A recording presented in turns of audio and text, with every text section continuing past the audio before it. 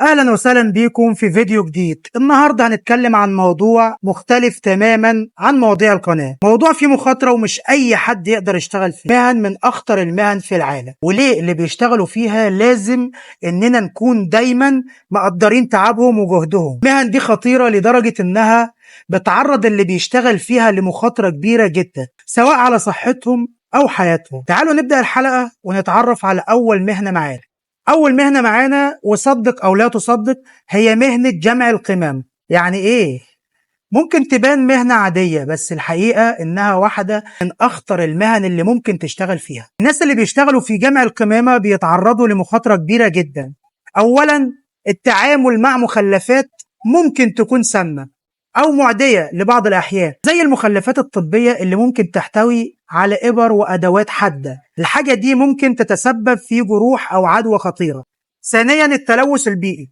شغلهم بيكون دايما في مناطق مليانة نفايات خطيرة جدا، سواء مواد كيميائية أو بقايا غذائية فاسدة، وأي تعرض مستمر للمخلفات دي بيأثر على صحتهم وبيخليهم عرضة لأمراض الجهاز التنفسي والجلد. ثالثا، أحيانا بيضطروا يتعاملوا مع آليات كبيرة جدا ومعدات تقيلة زي شاحنات القمامة، ودي معدات لو حصل فيها أي خلل ممكن تسبب إصابات خطيرة للعاملين. وعشان كده مهنة جمع القمامة هي واحدة من أخطر المهن، رغم إننا ممكن ما ناخدش بالنا من ده.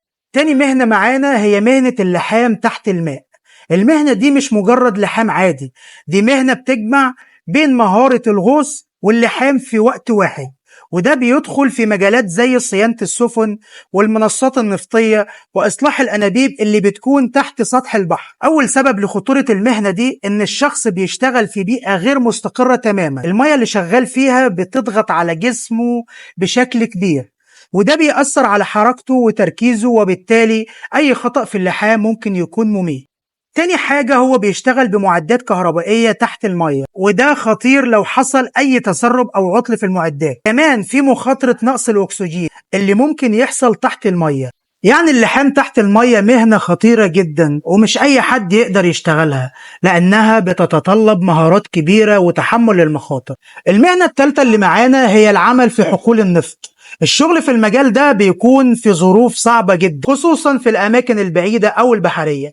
أول حاجة، العاملين بيتعاملوا مع مواد قابلة للاشتعال زي النفط والغاز، وده في حد ذاته خطر كبير. لو حصل أي تسرب أو انفجار في المكان ده ممكن يشتعل في لحظات، وعشان كده كل خطوة لازم تتعمل بحذر شديد علشان يتجنبوا أي حدوث من الكوارث. ثانيا، في حقول النفط البحرية بيشتغلوا في وسط البحر وعلى منصات ضخمة، وأي خطأ في المعدات التقيلة دي أو التعرض لعواصف بحرية ممكن يتسبب في حوادث قاتلة. الناس اللي بتشتغل في المجال ده بتاخد مرتبات كويسة جدا، بس في نفس الوقت بيضحوا بأمانهم الشخصي علشان يحافظوا على تدفق النفط اللي العالم كله معتمد عليه. وبكده نكون خلصنا كلامنا عن أخطر مهن في العالم. المهن دي بتبين لينا قد إيه في ناس بتخوض مخاطر كبيرة علشان تشتغل في شغلانات مهمة وإحنا مش عارفين عنها أي حاجة.